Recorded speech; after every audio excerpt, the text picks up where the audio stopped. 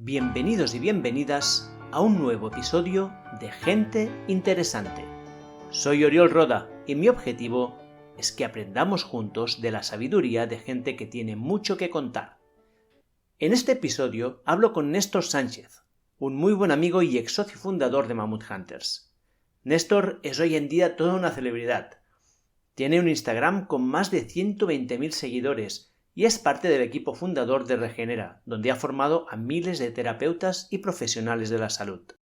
Además, en Regenera, Néstor trabaja con deportistas de élite ayudándoles a rendir al máximo de sus capacidades. Tenía muchas ganas de hacer esta entrevista con Néstor. Primero, para tener su visión sobre lo que pasó en Mammoth Hunters y luego para anunciar un nuevo proyecto en el que estamos trabajando. Néstor también nos cuenta su origen como ocupa y los aprendizajes vitales que este periodo le ha dado. Pasamos una gran parte de la entrevista hablando sobre dieta cetogénica, tanto a nivel filosófico como en detalles tan específicos como cuántas horas de ayuno hacemos para iniciar un protocolo keto o cuánta verdura o carne tenemos que consumir. Y sin más dilación os dejo con este nuevo episodio de Gente Interesante, con Néstor Sánchez y la dieta cetogénica.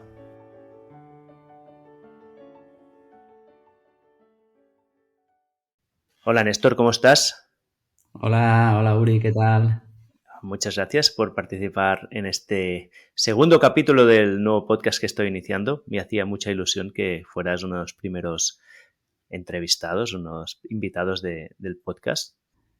La verdad es que estoy encantado, ya lo sabes, que al final es reproducir una de las miles de charlas que hacemos habitualmente, o sea que con mucha ganas. Exacto. Y me gustaría empezar con un poco contando tu historia. Ya he presentado tu biografía oficial, tus hitos profesionales, que son muchos, pero me gustaría preguntarte, cuando te digo Canferru, ¿qué te viene a la cabeza? Pues me viene a la cabeza una época maravillosa, que había mucha ilusión, y un momento de mi vida que recupero muchas veces, que me sirvió mucho. Me sirvió porque, bueno, a medida que yo creo que ahora el aprendizaje más significativo, aparte de mantener una sensibilidad y una amistad con muchos de los que están por allí, es una época de mi vida que me enseñó que se puede ser muy, muy feliz con pocos recursos económicos. Cuenta un poco qué era esta época para los que no sepan qué es Canferru. Bueno, Canferru es un centro social que los jóvenes de Sant Cugat ocupamos en su momento y también algunos pues vivíamos allí en la búsqueda de denunciar la alta, pues la alta especulación que nosotros sentíamos que había en este pueblo ciudad, ¿no? Y bueno, al final fue un movimiento de muchos jóvenes que se unían, que como siempre pasa, ¿no? Pasa de manera fluctuante, pues tienen ganas de decir la suya, de que creen que no se les escucha y de que sienten que la verdad es que hace falta un mundo mejor y con poca experiencia pero mucho corazón, pues intentan decir sus cosas, ¿no? Ahora todo esto de la ocupación y tal ha quedado muy ensuciado por otras cosas por otro tipo de ocupación, que es la ocupación de vivienda. Es otro tipo, yo diría, de especulación, ¿no? De gente que básicamente se ha profesionalizado en entrar a las casas vacías y pedir recompensas por irse, y es otro tema que ha ensuciado, que en su momento era un movimiento claro de denuncia de viviendas vacías que no se utilizaban y que no buscaban en ningún caso el daño de los particulares, ¿no? Y entonces ahora hay como un poco de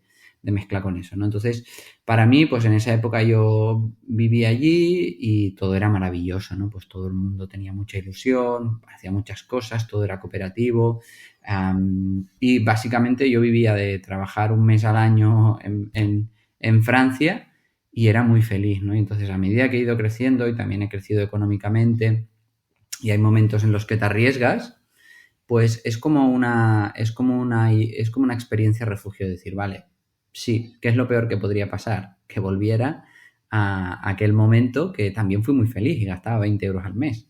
Entonces, pues nada, una experiencia bonita. Cuando te escucho, además de que me vienen muchos recuerdos, porque Néstor y yo ya nos conocemos desde pequeños, pero en esa época es cuando yo creo que empezamos a entablar una amistad más fuerte. Uh-huh. Me vienen muchas cosas en la cabeza. La primera es lo sorprendente que a mí me parecía, a lo mejor no es tanto, de que cuando teníamos 20 años, 20 y pocos, estábamos pues, ocupando delante de las manifestaciones antiglobalización de principios de los años de los 2000. Éramos anticapitalistas, los empresarios eran los malos y luego han pasado 20 años y nosotros hemos sido empresarios. Uh-huh. Y es como dos etapas que yo creo que a mí me han servido mucho porque me permiten reconciliar una misma visión del mundo, porque mi visión del mundo no ha cambiado en estos años, pero entender que se puede actuar desde muchos niveles, ¿no? Y entender que, pues, que no hay una profesión que sea mala de per se, ¿no? Y que un empresario no es malo por ser empresario. Pero luego también, esto que has comentado ahora también me resuena, ¿no? Que es este elemento de no necesitar mucho para estar bien. Y yo creo que también, no tanto como tú, pero también lo he mantenido un poco. El dinero nunca ha sido una prioridad en mi vida y he tenido la suerte que nunca me ha faltado de nada. Entiendo que si te falta, sí que lo es, Sí. pero tampoco he necesitado mucho, ¿no? Sí, yo aquí hay dos cosas que es importante y eso sí que creo y me gusta mucho porque es algo que veo más que nunca ahora, ¿no? Que es esta visión polarizada del mundo en el que o estás conmigo o estás contra mí, ¿no? Es un mundo donde nos estamos perdiendo los matices y muchas veces los matices son extremadamente relevantes para entender la realidad, ¿no? Entonces, justamente es eso, ¿no? Si eres empresario eres malo, ¿no? O si soy si creo en un mundo de distribución de las riquezas, no puedo ser empresario, ¿no? Y entonces, la verdad es que a mí también me sirvió mucho que la vida me llevara a ser emprendedor y entender que desde ahí también se pueden hacer muchas cosas y más allá, ¿no? Ahora parece que, bueno, pues, o está de muchas cosas, ¿no? O estás a favor del ayuno intermitente o estás a favor de las 5 comidas al día. ¿Cómo puede ser que hagas dieta cetogénica si comes algún día fruta, que es el veneno? ¿Eres de aquí o eres de allí? Bueno, pues no, ayer justo hacía un podcast, no. ¿Cómo puede ser que estés hablando de el pasado si tú haces terapia previa estratégica? No, yo es que utilizo la herramienta adecuada como terapeuta para lo que necesita el paciente en cada momento. A veces es la alimentación cetogénica, a veces es tomar una decisión, a veces es importante no prescribir actividad física porque metabólicamente no le va a acompañar, aunque yo sé que la actividad física es determinante para tu salud, ¿no? Entonces, los matices son importantes y cuando la sociedad, yo creo, cuando en la sociedad sube el miedo, a más miedo, más polaridad, ¿no? E incluso ahora creo que esto lo hemos encontrado y un día podemos hablar de esto con la evidencia científica. La gente ha empezado a aferrarse a la ciencia como si fuera una religión y es justamente todo lo contrario, ¿no? El otro día, creo que te lo comentaba, me dice uno, pero a ver, Néstor, ¿tú crees en la ciencia? ¿Y tú crees? Dice, a ver, en la ciencia no se cree o no se cree, o sea, es justo lo contrario, ¿sabes? Entonces, es que tú crees en Dios, tú crees en la ciencia, de hombre. Entonces, pues sí, creo que es muy importante este apunte que decías. Y de hecho, esto daría para hablar de mucho y de filosofar y en gran parte lo que estoy haciendo en la nueva newsletter es intentar contrarrestar esta polarización, ¿no? Y esto me viene a la cabeza una cosa que quería comentarte porque me llegó hace poco que escribí mi primer artículo, no sé, el primero o el segundo de la newsletter, que lo titulé La verdad sobre la dieta cetogénica, también para poner un título un poco atractivo, en lo que hacía un poco de crítica, y me llegó que había gente que decía, ha cerrado Mammoth Hunters, Oriol reniega de la dieta keto, Néstor y Oriol se han peleado. Así que me gustaría... Se acaba el mundo, ¿no? No creo que se acabe el mundo, pero me hizo mucha gracia porque justamente nosotros no nos hemos peleado nunca. Creo que no nos hemos peleado nunca. No. Hemos tenido diferencias, ha habido momentos como todos que que hemos tenido opiniones distintas, pero creo que tenemos una relación muy sana, que siempre hemos podido hablar todo y de ahora, de hecho, no nos hemos enfadado seguro.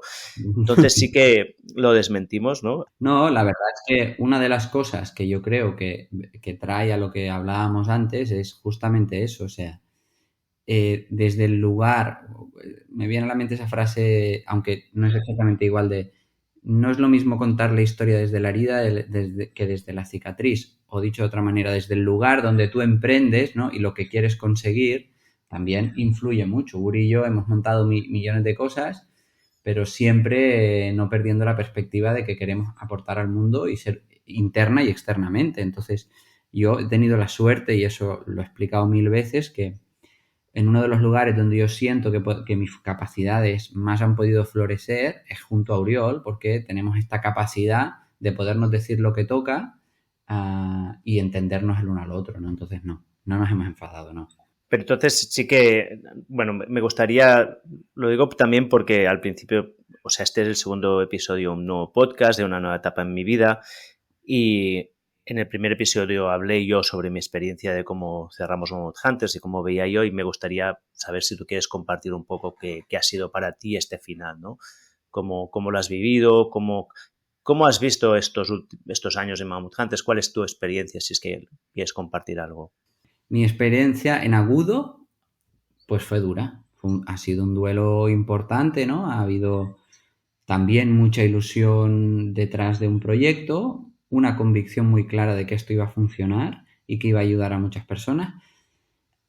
Y con el tiempo, pues poco a poco te das cuenta de que, pues, que sí que ha ayudado a personas, mucha gente nos lo ha comentado, y que, bueno, que ha sido un gran aprendizaje para mí a muchos niveles, y que ya está, que también hay veces que hay cosas que no acaban de ir. Y también hay que asumirlo, y forma parte del aprendizaje vital, de que ya está, o sea, yo creo que la gente es difícil que se imagine el grado de desgaste que supone esto, y claro, había un punto de que Mammoth, por mucha ilusión que nos hiciera, no se nos podía llevar por delante. Y es algo que cuesta mucho de decidir, pero estábamos cerca de eso, yo creo, de que se nos llevara por delante. Y por eso, pues estoy agradecido a todo lo que he aprendido, a todas las personas que he conocido, a todas las personas que he ayudado. Por ejemplo, pues nos ha hecho referentes en alimentación cetogénica, y eso es algo que nos ha aportado Mammoth Hunters, nosotros, pero con una plataforma muy concreta, y también desde nuestra manera de verlo, que a lo mejor luego podemos hablar un poco. Así que nada, ahora en este momento me queda diría 60-70% agradecimiento, 30% aún tristeza y sensación de objetivo no cumplido, ¿no? Sí, a mí es curioso, porque yo pasé un duelo importante cuando tomé la decisión. Luego me sentí muy liberado y de hecho tenía la sensación de que había hecho todo lo que podía para que la empresa funcionara, y que, bueno, es muy difícil llevar adelante un proyecto centrado en una app, tecnología, donde hay costes muy altos que la gente no sabe, que es lo duro y lo difícil que es desarrollar. Y bueno, al final dependíamos de suscripciones muy pequeñas y un volumen muy grande, ¿no? Pero sí que me ha pasado una cosa, que es que yo pensaba que lo tenía bastante solucionado, pero como hace 2 o 3 semanas la app cayó definitivamente, tenía que caer un día u otro. Yo esperaba que durara hasta noviembre para cerrar un ciclo, pero mira, cayó en septiembre, no se pudo levantar.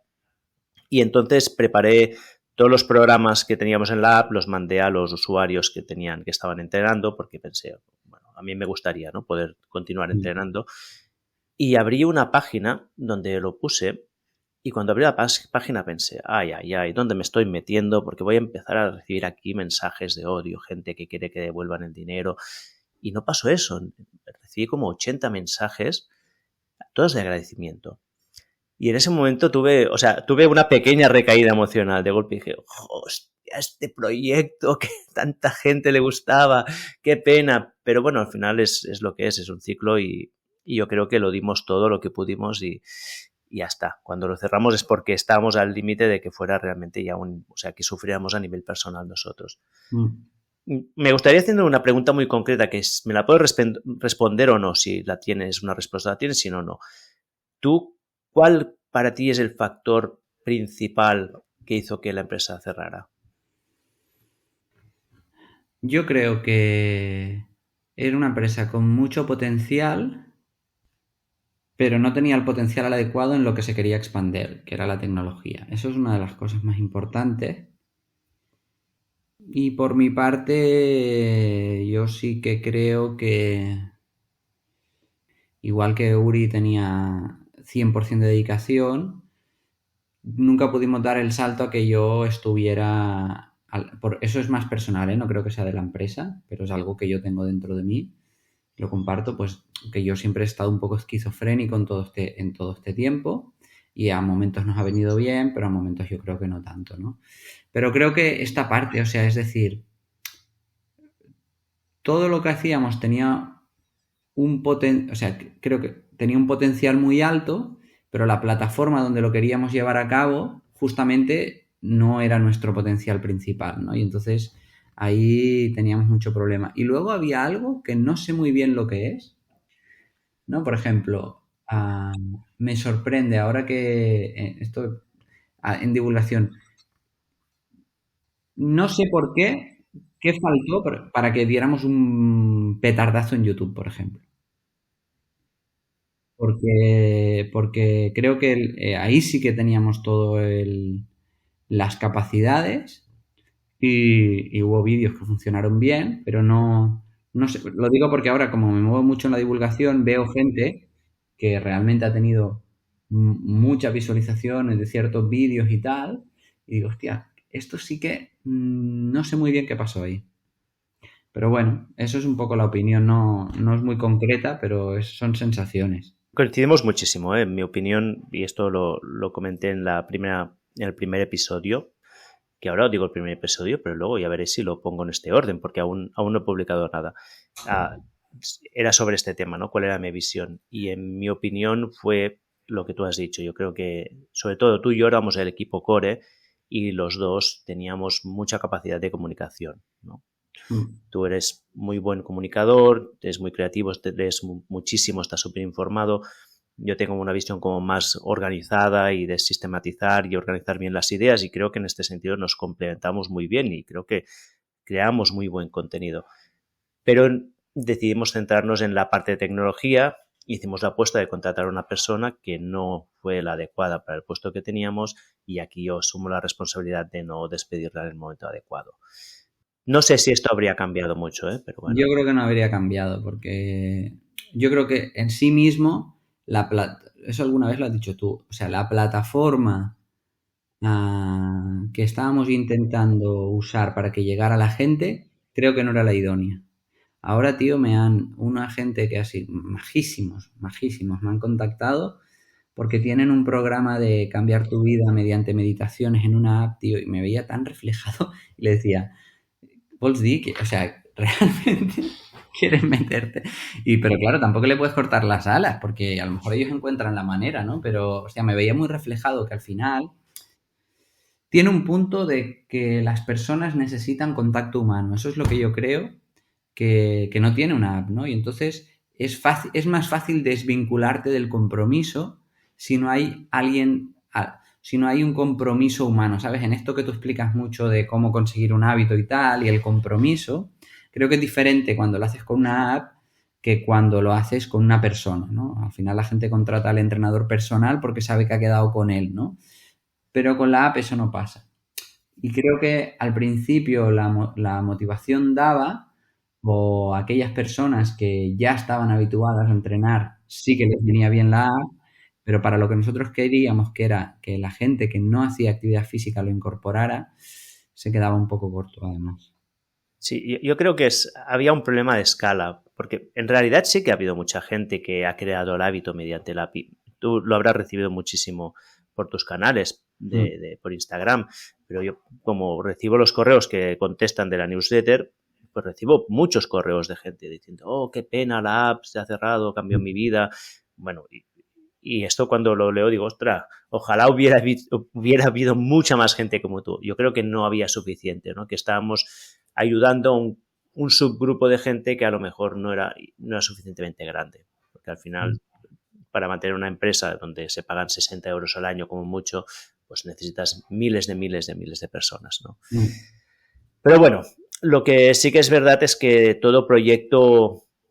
Yo tengo una teoría que es que de los errores no se aprende, lo que se aprende son de los éxitos que tienes cuando cometes otros errores, pues del error, que no es un error, pero del hecho del fracaso de cerrar Mammoth Hunters sí que han salido muchos aprendizajes y muchas oportunidades nuevas y quería hoy anunciar una en la que estamos trabajando tú y yo, no sé si te atreves, que es un buen momento para hacerlo. Hombre, claro que sí, adelante. Pues no, anúncialo tú, que al final la idea fue tuya.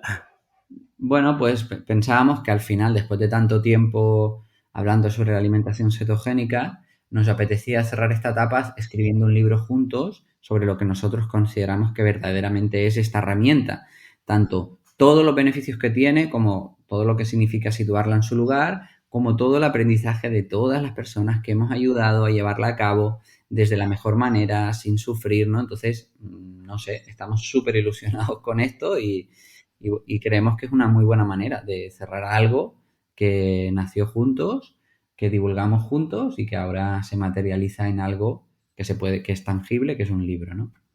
Exacto, pues estamos trabajando en un libro sobre dieta cetogénica que tenemos mucha ilusión y a ver cuándo sale y bueno, ya lo anunciaremos. O sea que ni nos hemos enfadado ni cerrar Mammoth Hunters ha terminado las ideas de hacer cosas juntos y seguro que saldrán otras ideas detrás.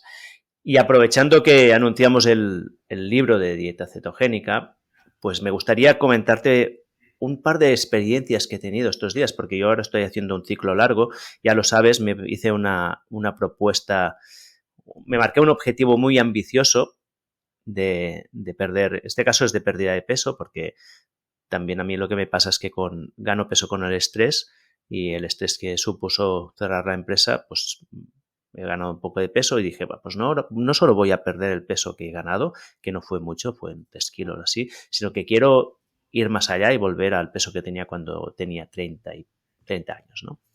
Y me marqué el objetivo de perder 10 kilos en 3 meses. Y empecé súper bien porque empecé con un ayuno de 3 días, luego pasé a dieta ceto directamente y estuve 2 semanas fantástico, lo viste que tenemos un grupo de WhatsApp donde voy poniendo los niveles de cetonas, me estaba midiendo la glucosa, la actividad diaria, el peso que perdía, todo, y las métricas eran fantásticas hasta que me rompí el dedo. Hace un par de semanas me rompí un dedo haciendo una tontería y luego continué haciendo tonterías, se me movió la fractura y tuve que pasar por quirófano y de golpe, aunque estaba siguiendo keto, aunque seguía con la misma dieta, salí y gané 1 kilo. O sea, haciendo lo mismo que estaba haciendo antes, que estaba perdiendo grasa, gané 1 kilo sin cambiar nada más. Pues me parece que es un gran ejemplo de cómo influye tu contexto en tu estado metabólico. Y eso es algo que en realidad es el verdadero, o sea, es la verdad, es un buen ejemplo para poner en su lugar el modelo termodinámico que se ha utilizado durante mucho tiempo en la pérdida y ganancia de peso, ¿no? O sea, no es que muchas veces dicen, no, pero tú criticas lo de las calorías. Digo, no lo critico, sino que es algo que tenemos que situar, que tu estado biológico va a cambiar si tu cuerpo cree que tiene que entrar en modo ahorro o tiene que entrar en modo inversión. Que tu cuerpo, si hay un estrés, va a fabricar glucosa aunque no la comas y vas a salir de cetosis porque nosotros hemos aprendido que las situaciones de supervivencia muchas veces dependen de respuestas intensas, agudas, cortas, que requieren de glucosa, entonces la vas a fabricar. Por lo tanto, esto para mí es muy importante y es un gran ejemplo. Que tú sigues haciendo la misma intervención nutricional, pero tu estado metabólico es completamente distinto porque tu vida ha cambiado, ¿no? Y por eso, esta es una de las limitaciones que para mí tiene la metodología científica en muchos casos, ¿no? Porque ¿cómo trasladamos lo que ocurre en un paper a la vida, ¿no? En un paper, ¿qué necesitamos? Necesitamos algo muy importante, que es aislar el máximo de variables para entender para poder demostrar que una intervención funciona, ¿no? Entonces queremos que todo quede ISO, o sea, que todo esté igual y yo cambio la alimentación. Pero ¿qué pasa? Que la vida no es así. La vida no es como las matemáticas, la salud no es como las matemáticas, algo que digo mucho, ¿no? Entonces, ¿qué ocurre? Que esa intervención que todos los papers han validado, si tú estás en estrés, si tienes una fractura, si te has peleado con tu novia, es completamente diferente, ¿no? Entonces, me parece un gran ejemplo de eso. Yo matizaría aquí a lo mejor donde tenemos un poco una visión distinta o ligeramente distinta. Yo creo que sí que la biología es matemática, lo que pasa es que no es un sistema lineal, es un sistema muy complejo y es un sistema multivariable, entonces no podemos aislar las variables. Yo creo que esto es muy interesante porque... Perdona, no, digo, las matemáticas no siempre es 2 más 2, ¿no? Porque es multivariable y me gusta. Ahí, Uri siempre en el punto de vista me corrige para bien. Entonces, me parece muy bien lo que dices. Seguimos estando de acuerdo. Seguimos estando de acuerdo y nos matizamos mutuamente, que es importante. Pues lo que para mí que es... Claro, nosotros veníamos desde la advocacía de la dieta keto, ¿no? Lo hacíamos mucho en Mammoth Hunters y cuando escribí el primer artículo en newsletter también quise poner un punto aparte diciendo, sí, espera, pero igual que podemos matizar que el equilibrio termodinámico no lo es todo, tampoco lo podemos ignorar, ¿no? Porque esta es la otra visión que a veces te salen gente que está, bueno, que es muy... usaría la palabra fanática, pero a lo mejor no les gusta, pero es muy fundamentalista de la dieta cetogénica, que todo es los macronutrientes y que es igual la cantidad que comas. Y no es verdad, no es verdad. ¿No?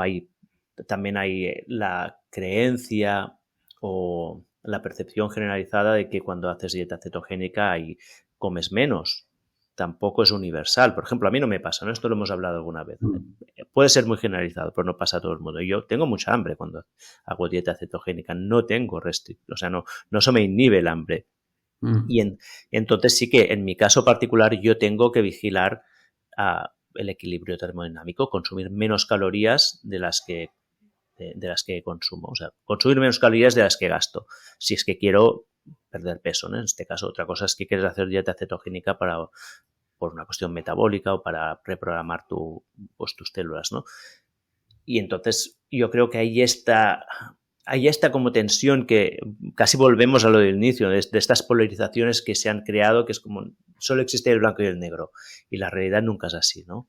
Sí, hay un paper muy famoso de American Journal of Clinical Nutrition que habla de esto. Dice que en realidad no es que vayamos en contra del modelo de calorías, del modelo clásico de contar calorías. Que tú para perder peso tienes que necesitas quemar más calorías de las que ingieres, es una tautología. O sea, que pierdes peso porque quemas calorías, es así. La cuestión es qué condiciones metabólicas permiten que esto ocurra, porque no en todas las personas es igual, ni todas las condiciones metabólicas lo facilitan. Y un ejemplo es, ¿qué es lo que hace la alimentación cetogénica? En la mayoría de las personas, pues permite recuperar un mecanismo de control del peso corporal y de las calorías que entran altamente seleccionado, que es el hambre y la saciedad. En la mayoría de las personas, sobre todo el aumento de consumo de proteínas en realidad es lo que lleva a esta regulación del apetito, que en un mundo donde nos han enseñado que no tenemos que guiarnos por las sensaciones homeostáticas, que hay que llegar a la comida sin hambre y que a la vez hay tantos productos palatables que nos confunden cuando tengo hambre y cuando no, pues ayuda a muchas personas, ¿no? Los vuelven comedores intuitivos. Pero también hay personas como Uri, que viene aquí para levantar la mano y dice, no, pues a mí la alimentación cetogénica, pues no me sirve esto porque al final la densidad calórica de una dieta cetogénica es elevada y necesito alguna referencia externa. Pues es maravilloso. Y esto es justo lo que hablábamos, ¿no? De que no existe una alimentación universal para el ser humano, cada circunstancia es diferente. Ayer salía un paper que hablaba de, claro que puedes hacer ciertos tipos de actividad física en ceto, pero si tu objetivo es el rendimiento, no es lo mejor para ti, ¿no? Entonces, pues claro, cada circunstancia requiere de una proporción u otra, ¿no? Entonces, al final es eso, es tener la mente abierta, como decía un profesor mío, la cabeza es redonda para que los pensamientos circulen y poder ir aplicándolo a las diferentes individualidades de cada uno, ¿no? Y al final también creo que es importante que cada cual descubra su estrategia, ¿no? En mi caso, también porque llevo, ¿cuántos ya? 14 años, 12 años haciendo dieta keto.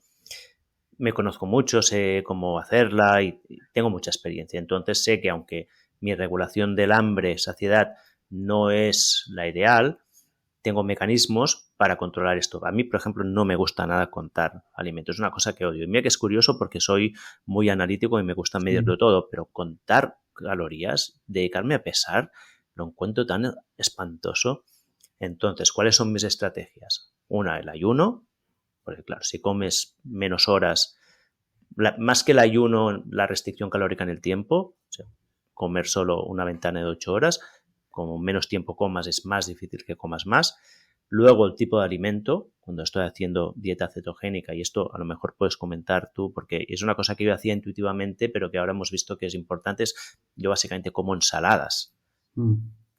La densidad calórica de las ensaladas, aunque sí que lo alineo bien, no es tan grande que si comiera, pues, yo qué sé, mayonesa, ¿no? Por ejemplo. Y luego la actividad física. Sé que para mí, si quiero hacer la dieta cetogénica bien, tengo que moverme mucho. Tengo que combinar entrenamiento a baja intensidad con entrenamientos también a alta intensidad.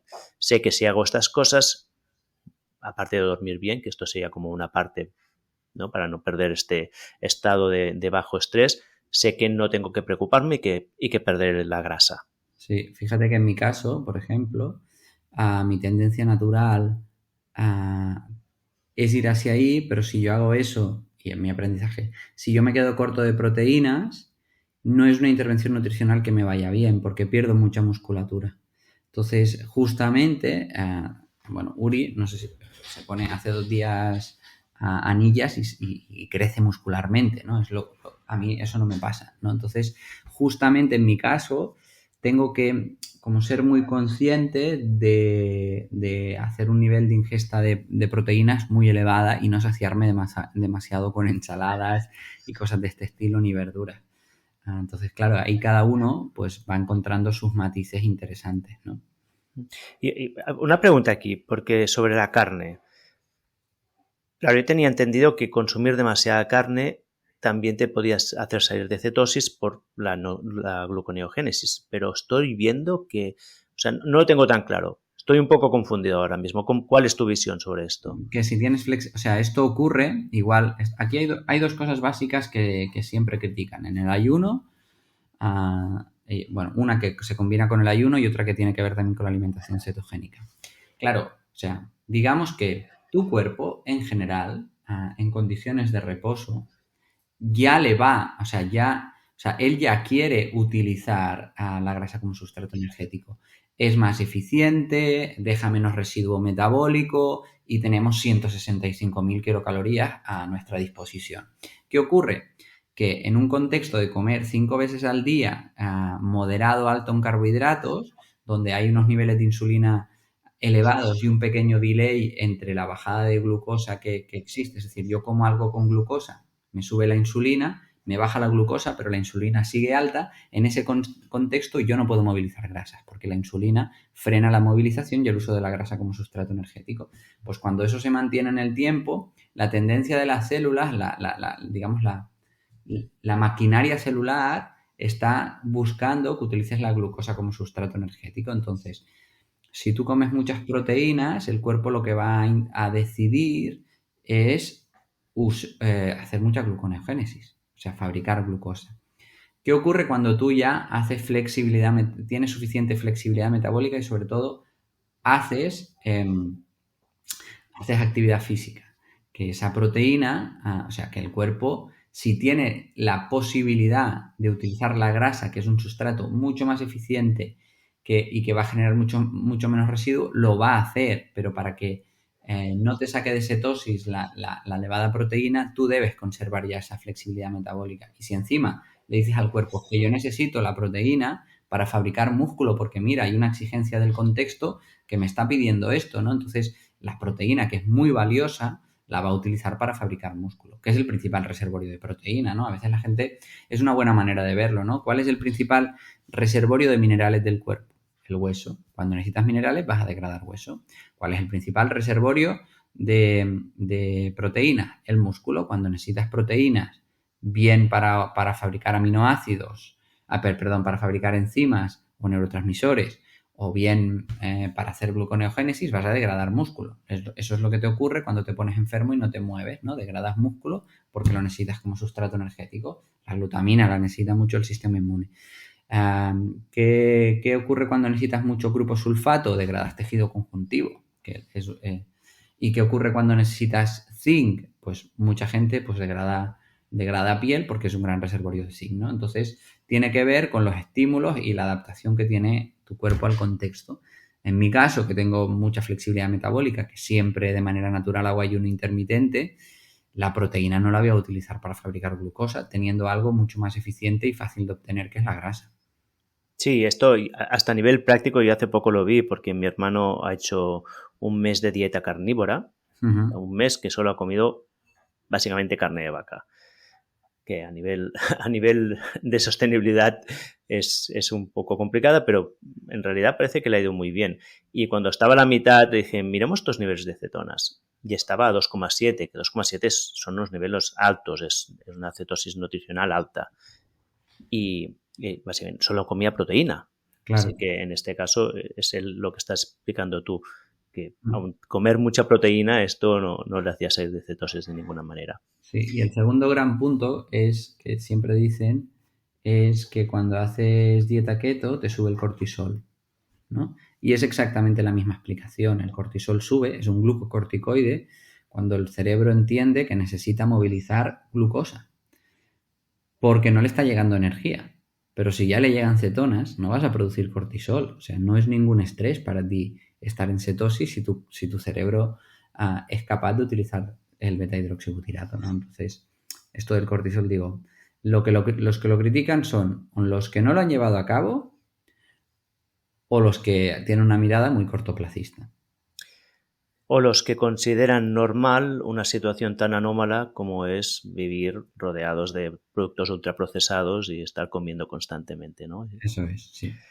Que es la cosa más rara. El otro día lo oí de pie de la tía que decía que era el 9,99994% de la historia del ser humano moderno no hemos tenido estas condiciones. Ponía estos decimales y pensé, qué friki que es. Yo normalmente digo el 99% y me quedo tranquilo. Él iba a buscar el 4, que dije, este 4 será hoy, pero la semana que viene será 5 ya, ¿no? Pero aparte de la proteína sí que hay otra, y esto lo he comentado antes, que es la verdura, ¿no? La verdura de fruta. Yo creo que es otro de los elementos de la dieta cetogénica que mucha gente no considera, ¿no? Porque la gente asocia dieta cetogénica con grasa, pero en realidad es tan importante la verdura que consumes como la grasa, ¿no? Sí, pues principalmente es lo que te va a aportar, o sea, dentro de lo que es un contexto, o sea, te va a aportar dos cosas. Número uno, va a seguir alimentando tu microbiota y que se mantenga lo más diversa posible, porque al final, pues, si hay algo, bueno, la microbiota, todo el conjunto de microorganismos que conviven con nosotros y que muchos de esos microorganismos viven en simbiosis, es decir, nosotros les damos un beneficio y ellos nos lo dan. Lo que se ha visto, y bueno, la microbiota está asociado a los desórdenes de la microbiota a muchísimas patologías, ¿vale? Por supuesto, a los desórdenes metabólicos, desórdenes neurológicos, patología autoinmune, acné, mil historias, ¿vale? Entonces, lo que nosotros vemos es que es un ecosistema súper complejo, que todavía no entendemos. La gente que diga que es mega experta en la microbiota y que sabe lo que hacer siempre, yo desconfiaría, porque hay muchas cosas que no tenemos ni idea, ¿vale? Pensad que son 1 trillón de bacterias, 1 cuatrillón de virus, es una locura, ¿no? Cuando amplificamos los genes, el 70% de lo que amplificamos no sabemos ni clasificarlo por especie, no tenemos ni idea de lo que es. Pero bueno, lo que sí que sabemos es que cuanto más diversa, más autorregulación de la misma, ¿no? Entonces, cuando tú restringes alimentos, alimentas a menos bacterias y hay menos diversidad, ¿no? Entonces, una de las cosas que sí que se ha visto en la alimentación cetogénica es que suben cepas muy importantes asociadas a salud, pero baja la alfa diversidad, baja la diversidad de diferentes familias de bacterias. Y una manera de mantenerlo adecuada es sin duda, pues eso, consumir suficientes verduras que al final tienen una fibra que alimenta a bacterias diferentes de las que vas a alimentar con la proteína o con la grasa, ¿no? Y por eso es interesante.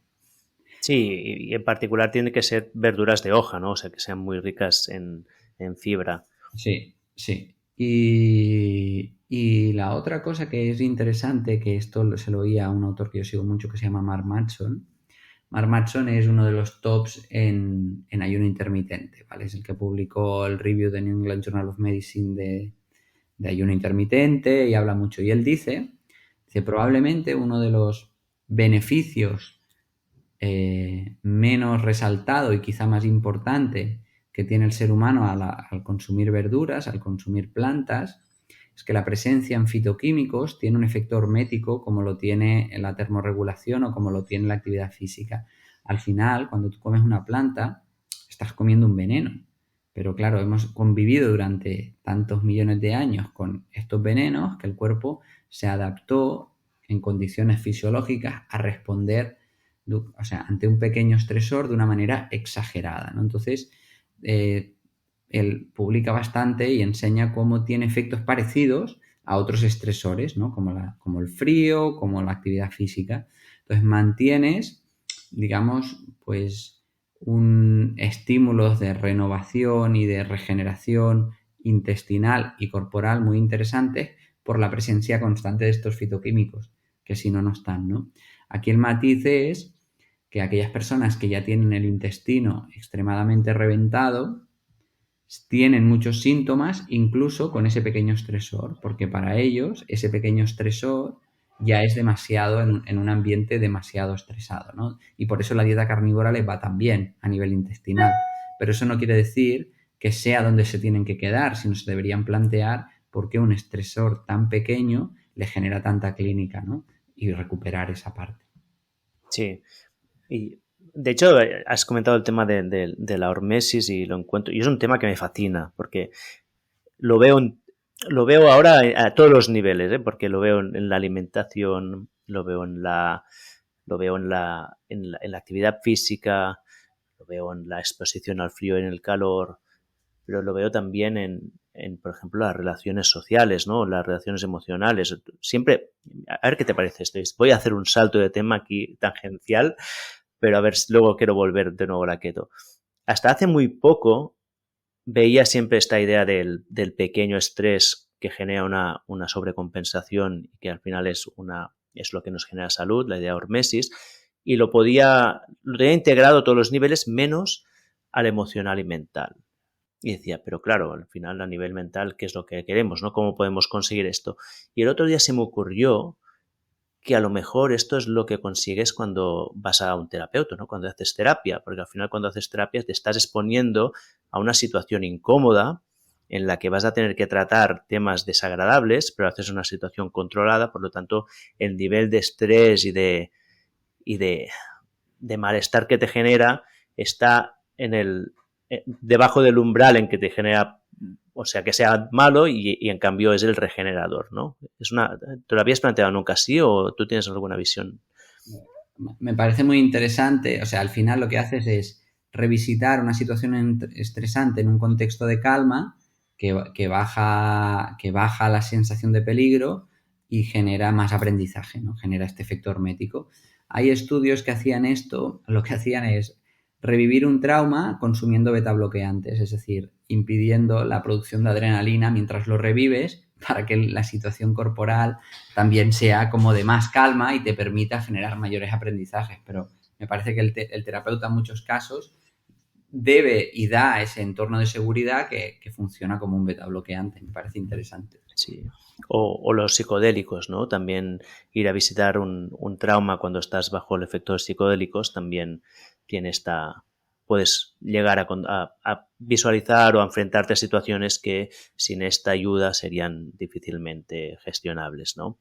Sí, para mí los psicodélicos, lo más interesante que tienen es que te permiten visitar situaciones desde otro lugar, muy difícil de acceder. Ahí quizá no es tanto que hay mayor seguridad, sino te dan otro punto de vista que no habías visto. Es un reencuadre absoluto y es interesantísimo. O sea, es una información. Te da una información que, que tú no habías podido acceder por tu visión del problema en ese momento. Y es muy interesante, la verdad. Sí, esta es la visión que tenía. Lo comento porque el otro día estaba viendo el documental de I'll Change Your Mind del Michael Pollan, lo recomiendo mucho. Voy a cambiar tu mente. Y comentaban que al final casi todos los psicodélicos actúan a través de receptores de la serotonina, ¿no? Y al aumentar la serotonina también se reduce mucho la sensación de la respuesta al riesgo o al miedo, ¿no? Y que también podría ser un elemento. Pero aquí me he desviado mucho del tema, que es lo que nos pasa con Néstor muchas veces, que empezamos a hablar y se nos va por la tangente. Y quería volver a keto, más que nada porque hoy nos hemos planteado hacer una charla corta, les queda un poquito rato y queremos centrarlo un poco en la keto. Y volviendo al elemento de la verdura, sí que yo hay una cosa práctica, que lo que ha comentado Néstor me gusta mucho porque es la visión más general y más clínica, pero a mí a nivel práctico hay una cosa que sí que me sirve mucho, consumir mucha verdura, y es que reduce el índice glucémico de mis comidas y me permite comer cosas que de otra manera no podría comer. Entonces, yo cuando estoy haciendo keto profunda y estoy plenamente, o sea, mi cuerpo está en el estado adecuado, puedo comerme una pieza de fruta después de comer y no salgo de cetosis si lo acompaño con una buena cantidad de verdura de hoja, ¿no? Con una ensalada o espinacas, porque al fin la absorción del carbohidrato sea mucho más lenta. Entonces, a mí esto es una cosa que he experimentado y he estado mirando hasta si de comer una pieza de fruta y medir las cetonas después y me sirve, o sea, es un truco práctico. Sí, y además tú le pones bastante vinagre a las comidas, que también tiene un efecto antiglucemiante extra. Y no, sí, es interesante al final. Lo que ves es esto, ¿no? Que son estados dinámicos, ¿no? Igual que explicamos que entrar en cetosis, pues hay un concepto que se llama la memoria celular o más en concreto glucose que nos enseña que el cuerpo se resiste a esto. También ocurre lo contrario, cuando tú ya estás en una dinámica de movilizar grasas y estás bien en estado de cetosis, tampoco es tan fácil salir. Y si sales momentáneamente y vuelves a entrar, ¿no? Y ahí, pues, no, eso es algo que Uri, que siempre experimenta con él. Si haces ayuno intermitente, si haces actividad física, si comes más verdura de la que toca, al final puedes estar mucho más relajado realmente, ¿no? Sí, cosa que es importante, porque al final la dieta cetogénica lo que tiene es que es muy restrictiva, ¿no? En ese modelo de nutrición que muchas veces hemos hablado, que es de que puedes situar cualquier tipo de intervención de nutrición entre una restricción de cantidad, ¿sí? Una restricción calórica, una restricción en el tiempo, que podría ser pues, un ayuno, o una restricción en lo que puedes comer, ¿no? En la diversidad. Pues entonces, con la dieta cetogénica, si quieres perder peso, casi nos encontramos con las tres restricciones simultáneamente, ¿no? Tienes que restringir muchísimo los macros y además ir en contra de lo que la sociedad te impone, que es consumir carbohidratos por un tubo. Tienes que aplicar una restricción en el tiempo porque quieres, vale, al menos en mi caso, para evitar pasarte de calorías, y también haces la restricción de calorías porque es lo que te permitirá. Entonces, ante este contexto tan restrictivo, para mí es importante encontrar esas estrategias que me permitan pues no sentirme tan o sea, tan limitado, ¿no? Porque el elemento psicológico es igual de importante que el fisiológico. Si no estás cómodo con la dieta que haces, pues no la vas a seguir. Sí, sí. Lo bueno que sirve entender bien, o sea, hay una frase que yo decía por ahí que es, en un mundo plagado de soluciones es importante ofrecer respuestas. Y lo que quiero decir es que el mundo ha cambiado y ahora, o sea, cuando yo empecé en el 2006, yo tenía una suerte, esto se lo explico mucho a los terapeutas, porque nadie hacía nada. O sea, ¿cuál era mi dificultad? que nadie lo hacía y por lo tanto estaba mucho más señalado. Un loco jovencillo con una coleta hablando de que hay que hacer el deporte en ayunas y hay que espaciar comidas, pues se reían de mí. Pero por otro lado, los que lo hacían, o que decía que no había que comer pan, ¿no? Pues se reían de mí, 2006. Pero por otro lado, los que lo hacían, como no había nada, muchísimos mejoraban, ¿no? Entonces, era menos exigente, yo lo veía menos exigente. ¿Qué ocurre ahora? Instagram está plagado de protocolos, de muchísimas respuestas. Pero ¿qué ocurre?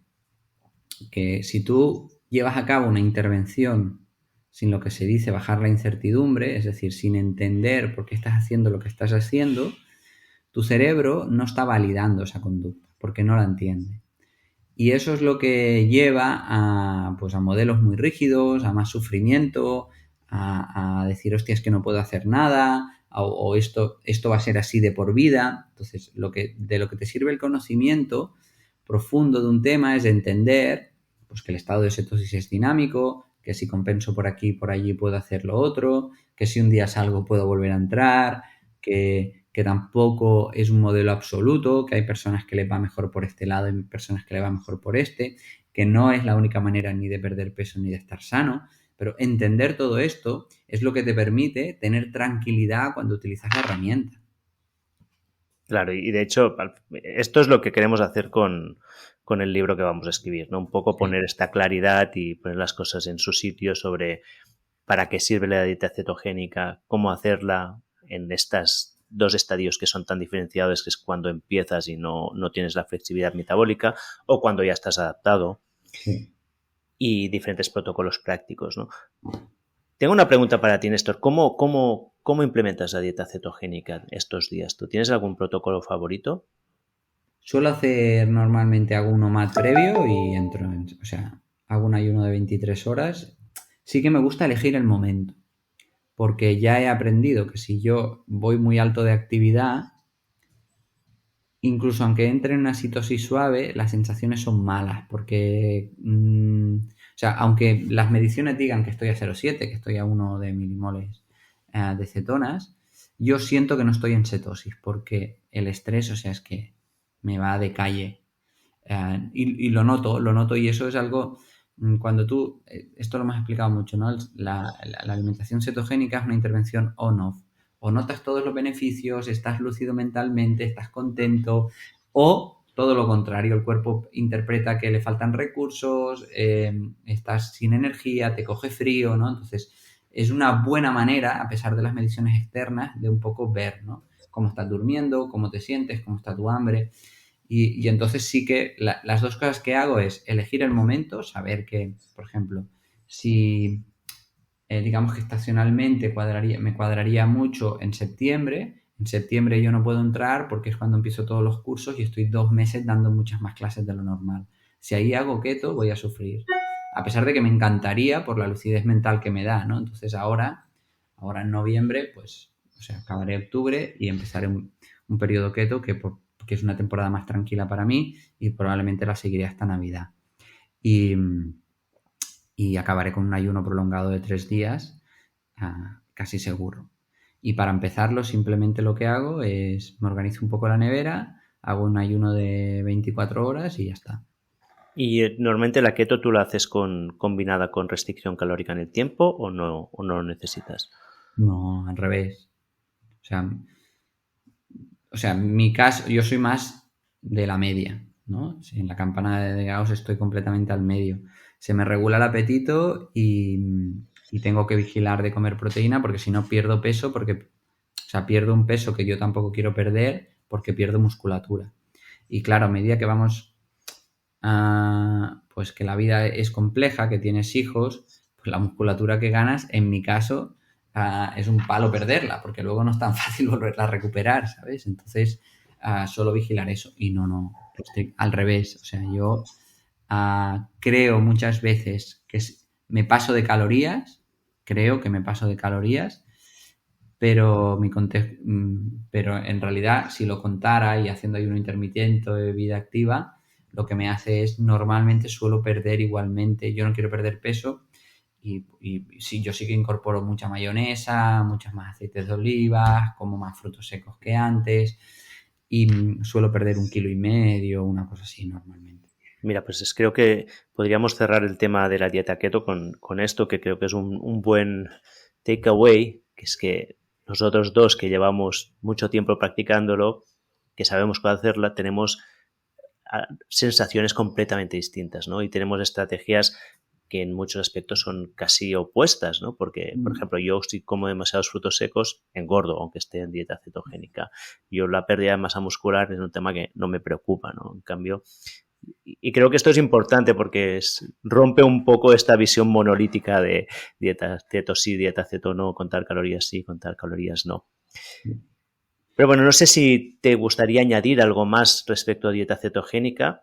Bueno, simplemente decir que, bueno, pues que hay mucha variabilidad, pero hay cosas que son comunes, ¿no? En los dos nos pasa que si tenemos estrés es un mal momento, ¿no? Eso es algo que también se podrían llevar a casa. Sí. Y segundo, no, si quieres otro día hablamos de cuáles son las sensaciones al iniciar, lo que se conoce por la gripe keto y todo eso que también hay muchos matices al respecto, pero pues lo podemos dejar para una parte 2 porque nos alargaríamos. Sí, y si quieres también cuando tengamos el libro listo y lo empecemos a anunciar, podemos hacer una charla donde hablemos un poco más sobre lo que contamos en este libro. Creo que será interesante, creo que aportará bastante claridad a este campo que muchas veces está muy nublado. Sí, pues súper. Pues mira, como quedan muy pocos minutos para que tú tengas que irte, que me has dicho que tenías que cerrar en unos 5 o 6 minutos, me gustaría hacerte unas cuantas preguntas rápidas al estilo Tim Ferriss. Seguro que ya las conoces algunas de ellas, que Tim Ferriss es uno de nuestros ídolos mutuos. Y son preguntas que si tienes respuesta me dices que sí, si no, no hace falta que respondas, evidentemente. La primera es, ¿en qué te gastas una cantidad indecente de dinero?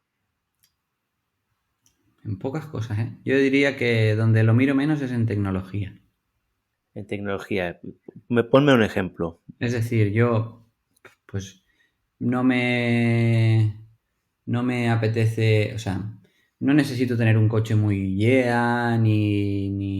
ni cada vez más, ni ir a restaurantes extremadamente caros porque en casa compro muy bien, pero me importa muy poco gastarme el dinero en comprarme el ordenador que más me guste o cosas de este estilo, ¿no? De hecho, siempre me criticabais en la oficina de Mamuts porque era el único que llevaba Apple y no sé, esa parte me gusta. Y quizá últimamente en algunos viajes también me gasto dinero. Pero es que no hay nada que yo considere que... No soy muy gastador, la verdad.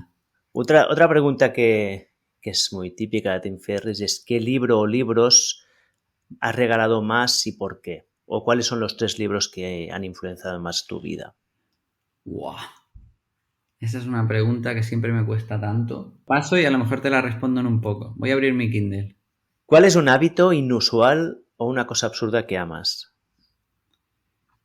Amo ponerme pequeños retos de que haré una cosa o la otra según lo que me dé la vida. Por ejemplo, cuando vivía en Barcelona, solo podía coger el ascensor si estaba en el piso de abajo cuando llegaba. Entonces era un ático. Y entonces me hacía mucha gracia a mí mismo. Entonces, porque decía, oh, me ha tocado, bien, bien, bien, ¿no? O también autobromas que me hago que solo entiendo yo. Eso me hace mucha gracia. Eso me hago mucha gracia y soy incapaz de explicárselo a la gente. O cuando me hago una ducha de agua fría, digo que tiene que ser lo que acabe de este minuto y el siguiente. Me pongo como pequeños retos ahí que me divierten mucho. ¿Cuál sería una de estas bromas internas que haces? Pues el otro día conocí a una chica que se llamaba Nadia y entonces en mi cabeza me imaginaba una peli de 2 Nadias que se encuentran y se saludan y dice Nadia conoce a Nadia. Y entonces yo me río mucho. Me río mucho. Y digo, pero no lo puedo explicar. Dime un error favorito o un error que haya sido instrumental en tu vida. Un fracaso, si quieres, o alguna cosa que no funcionara como tú te esperabas, pero que ha sido instrumental. Sí, tengo muchas, ¿eh? Tengo muchas. Son cosas que debería pensar un poco, pero, o sea, se me ocurre. Mamuts ha sido una en mi vida, pero Por ejemplo, muchas veces yo creo que soy de poco pensar y de dejarme guiar. Y eso me ha llevado a lugares que yo nunca habría llegado, ¿no? Pues cuando alguien me propone algo, si me lo hubiera planteado racionalmente hubiera dicho que no.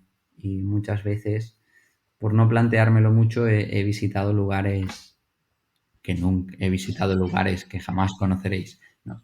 Eso es uno. Y luego también a veces me obsesiono en ciertos estudios que luego no sirven para nada. O sea, es decir, me pongo a estudiar un tema y hago un derroche energético muy extremo para lo que tendría que plantear.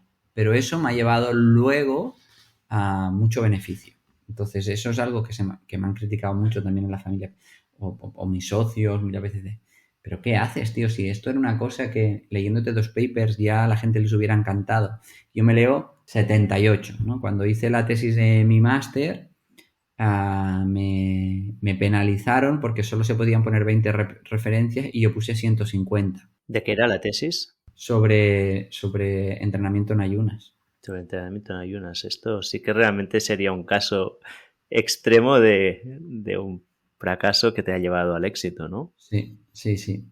Y recuerdo mucho que dijo, pero usted no sé qué, y se metía conmigo y me decía, pero usted se las ha leído todas. Le digo, por favor, le invito a que elija una al azar y que la comentemos, ¿no? Porque esa es yo soy muy poco obsesivo y soy muy poco lineal, pero en esto me vuelvo obsesivo y leo mucho, ¿no? Tiene la dificultad que hay cosas que luego no me acuerdo porque es demasiado metido, pero hago grandes saltos de aprendizaje a ese nivel. ¿Tienes alguna creencia o comportamiento, hábito que hayas cambiado en los últimos 5 años? Soy menos flexible que antes. Una virtud mía es que soy muy conciliador y ahora estoy aprendiendo a ser un poco más rígido en algunos aspectos y creo que eso me viene bien a mí. Y me he vuelto más de mañanas cuando antes, ahora me gusta mucho levantarme por la mañana cuando antes me encantaba dormir. ¿Qué causó este cambio de ritmo circadiano? ¿Lo sabes? Pues la verdad, leerme a Robin Sharma en el club de las 5 de la mañana. Podríamos decir que este libro es un libro que ha marcado... Sí, que ha cambiado cosas, sí. Robin Sharma es el del monje que vendió su Ferrari. Bueno, tiene esta cultura yankee del positivismo y tal, pero no es tan americano como, por ejemplo, el Tony Robbins, ¿sabes? Es un punto más espiritual, te lleva por otros lugares y a mí me gusta a ese nivel. Vale, pues lo pondré en las notas del podcast. Muy bien, y ya está. Para terminar la entrevista sí que me gustaría que me dijeras en qué estás apasionado ahora mismo. Últimamente estoy en 3 temas. Estoy en el tema del anti-aging, muy metido. Estoy muy metido en todo lo que tiene que ver con traducir los aprendizajes que hacen las personas en vida. Me doy cuenta que hay tantas intervenciones terapéuticas que se quedan solo en la información y sin acción no hay cambio. Entonces estoy muy interesado en eso, en estos momentos, en generar mapas de cosas, ¿no? Pues, ¿qué te está enseñando tu vida en este momento? ¿Cómo consigues esa información? Y cómo lo traduces en algo significativo que puedes hacer. ¿Cómo sería la aplicación práctica de esto? Por ejemplo, tú vas a un terapeuta y te hace una sesión de programación neurolingüística, que haces un patrón que te da una información, pero en tu vida no cambia nada, no sirve para nada. Tú vas a un terapeuta que haces un ejercicio de respiración, que te da una cosa psicodélica de no sé qué y tal, ¡guau! ¡Qué experiencia! ¿Qué tal? ¿Qué va a cambiar? ¿Qué vas a hacer diferente en tu vida a partir de esa experiencia?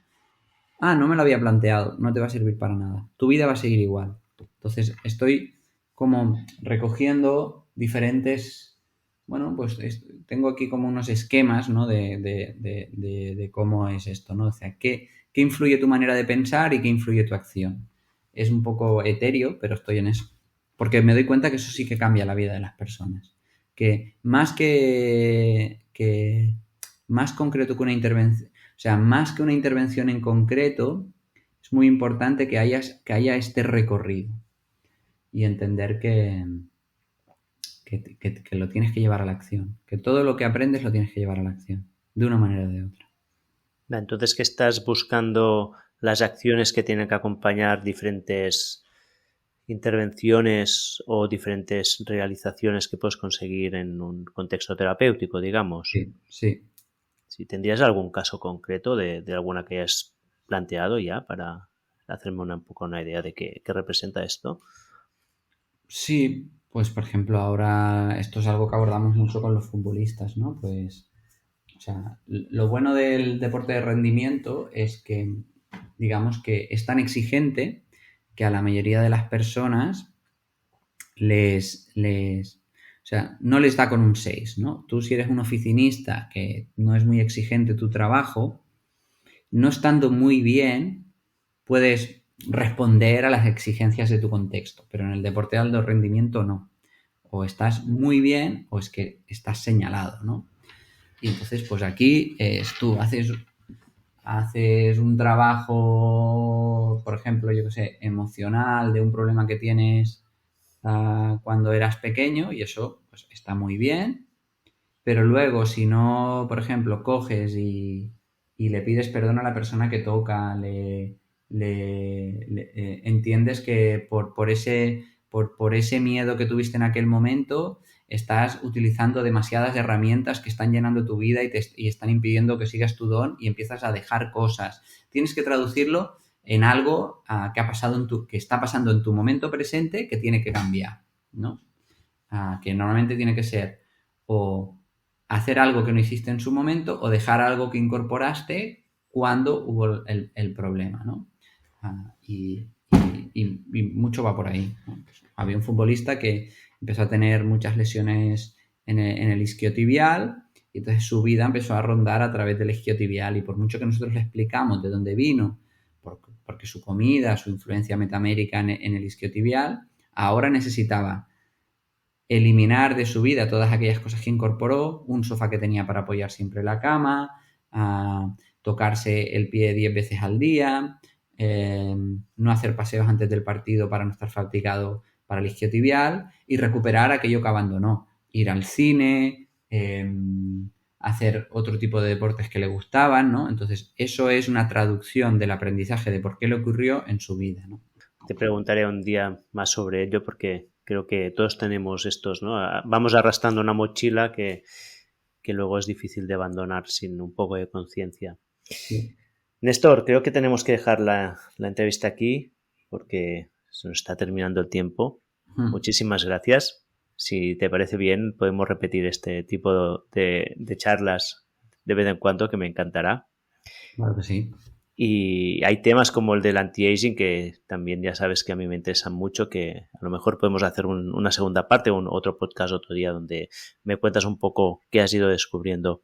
Pues claro que sí, Uri. Será un placer. Vale. ¿Hay algo que quieras comentar antes de cerrar? No, que muchas gracias a todos y que nada, que seguro que esta es la primera de muchas. Muy bien, pues gracias, Néstor. Ya sabéis, quien no lo conozcáis, que a Néstor lo podéis seguir en Néstor Regenera, en Instagram.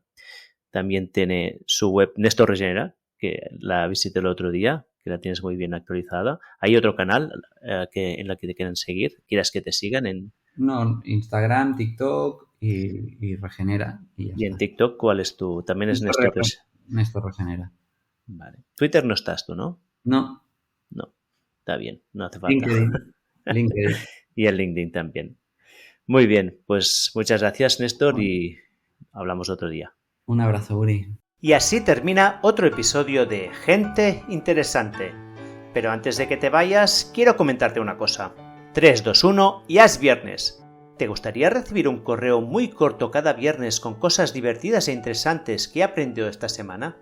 En 321 comparto reflexiones, vídeos, libros, artículos, gadgets o cualquier otra cosa esotérica que he descubierto o que mis amigos o invitados en el podcast me han recomendado y que creo puede traerte bienestar o felicidad. Más de 70.000 personas ya están suscritas, es fácil apuntarte y también darte de baja. Si quieres unirte a esta comunidad, ve a oriolroda.com y deja tu correo. También puedes seguirme en redes sociales buscando Oriol Roda. Y con esto termino. Nos vemos dentro de 2 semanas. Mientras tanto, cuídate.